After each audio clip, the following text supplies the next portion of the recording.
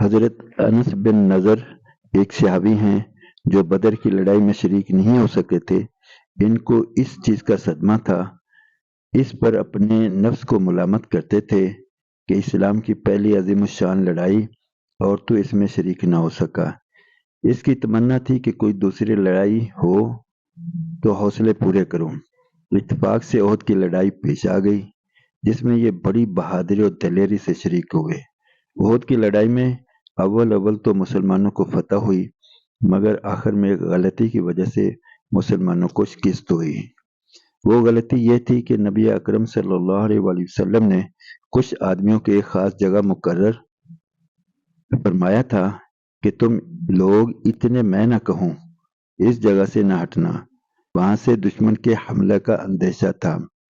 جب مسلمانوں کو شروع میں فتح ہوئی تو کافروں کو بھاگتا ہوا دیکھ کر یہ لوگ بھی اپنی جگہ سے یہ سمجھ کر ہٹ گئے کہ اب جنگ ختم ہو چکی ہے۔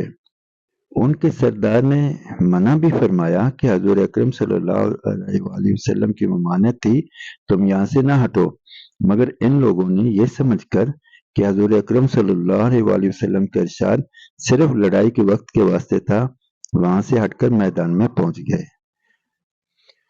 بھاگتے ہوئے کافروں نے اس جگہ کو خالی دیکھ کر اس طرف سے آ کر حملہ کر دیا۔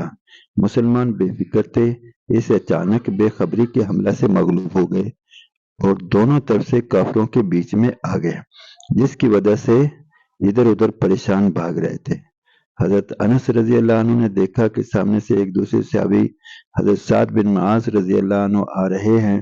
ان سے کہا کہ اے سعد، کہاں جا رہے ہو؟ خدا کی قسم، جنت کی خوشبو احد کے پہاڑ سے آ رہی ہے۔